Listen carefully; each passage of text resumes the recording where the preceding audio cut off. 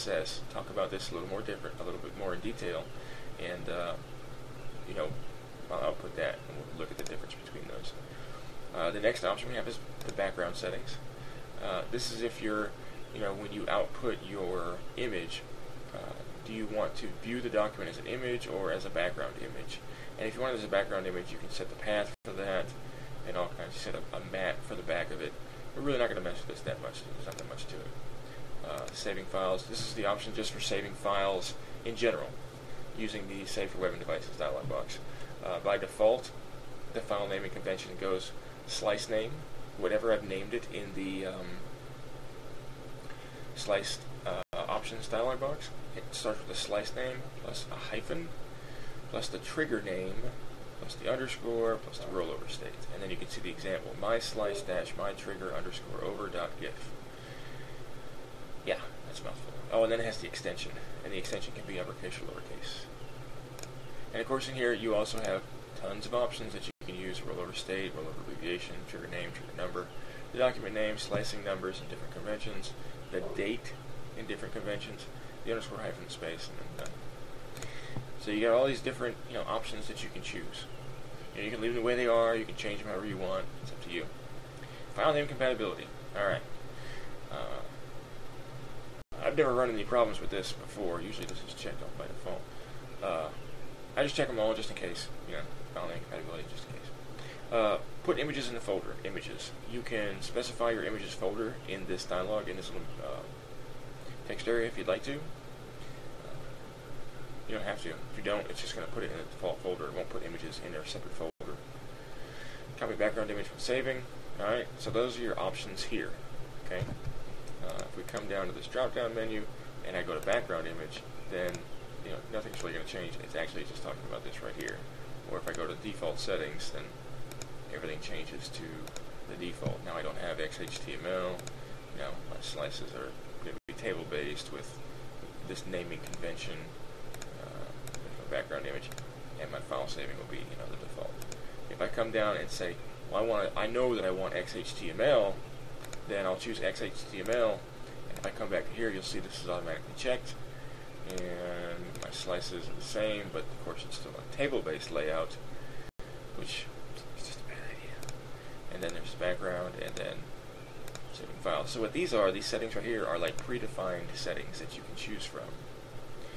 Now, I don't know why the default setting isn't XHTML, but we're going to choose XHTML and output the XHTML.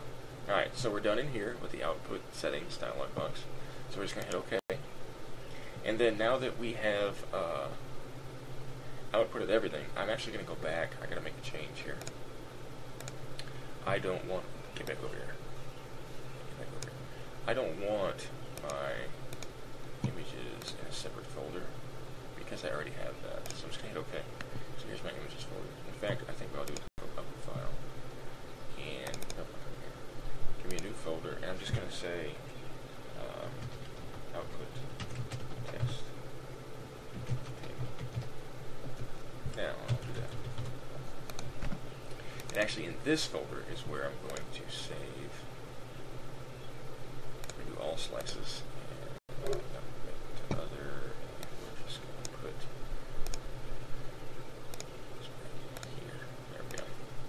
In this folder, I'm going to save out everything. Now, file name.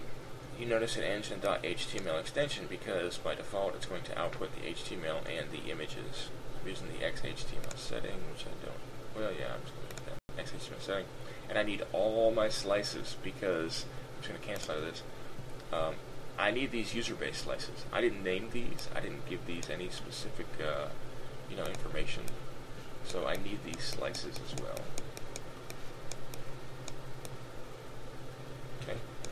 So let's go save, and I'm going to call this index table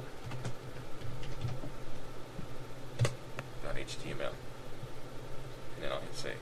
Oops, go back in here, and I'll hit save, and that should have outputted. Come into Windows Explorer.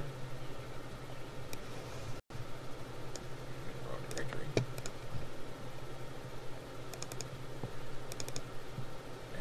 Test folder, And now I have an images folder with about contact footer, forum, home. There's my auto slice, my training.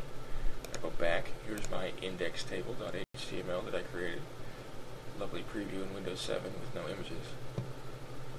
So now if I open this in my default web browser, I can actually double click on it, and it opens another window, of course.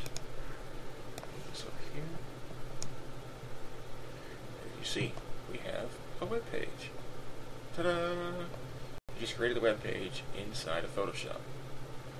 However, if you'll notice, this is still a big image. If I right click on it, I can save image as. Copy the image URL, copy the image, open the image in a new tab. All of this is the same. Even this white space, where, you know, on a normal website, you're going to have content in here. This is where your content's going to be. You know, this is where information will be. You'll have pictures, you'll have text, you'll have forms, you'll have all kinds of stuff in here, depending on the page you're on. And you'll have a footer with some footer text, you know. And this footer, as you have more text in here, more content in here, this footer will need to move down the page. You know, the content will push the footer down as you have more in it. So, the problem is, if I right-click in the center right here, I get Save Image As, because this whole square, or rectangular area right here, is the auto slice. So now what I want to do is actually look at the source code of this web page. And in most web browsers, you'll notice if I right click anywhere over my content area page here, I get this Save Image As dialog box. And I can't view the source. In Chrome, I can put my little gear here, and I think it's in there. I go under Developer here, and then View Source, or Control U will do it. But if I want to do it on the page, I need to right click somewhere off of this area, like over here, and then I can go to View Page Source. And lovely Google Chrome is nice and color coded and indented and formatted and all kinds of good stuff, which is terrific. Okay, so what do we got going on here? Well, if you've never looked at HTML before, you don't know what you're looking at, then this is going to be kind of confusing. But we're just going to kind of skip over the top of this right here. We're going to skip this for right now. We'll come back to it later on. Here's our body tag. You'll see it's lowercase because I've specified all of my tags and my attributes to be lowercase. The body tag has an attribute of BG color, which stands for the background color. It has a value of #FFFFFF, and that's hexadecimal coding for the color white. And we'll talk about that a little bit later on. So you see I have a body tag, background color attribute that is lowercase. It's quoted. And then my ending bracket and body tag. This is a comment right here, an HTML comment. And then I have my table with my table row, table data, and ending table row, starting table row, table data, ending table row. I have my table. Now, you might say, well, this looks, like what I need, and that'd be good. That'd be terrific. What I'm going to do is close this out. You'll see, you see I have an image, indextable01.gif. That's an auto slice. Home.gif. That's my user slice. Indextable03.gif is an auto slice. About.gif, form.gif, train.gif, contact.gif. Indextable08 is another auto slice, and then my footer. Now you'll see, I'm going to open this in Notepad. The way I'm going to close this out, leave this page open. I'm going to minimize it for a second. I'm going to right click on this and go to edit with just a regular Notepad. No, I'm going to use Notepad++. So here we go. Now I'm able to edit the code for this file. And we'll get into this a little bit later on. But like I was saying, this is where I want my content to be, right here in this area. So if I go back into Photoshop, let's go back into here. This whole rectangle area right here is going to be vector test _03. That's the image that's in here. Okay?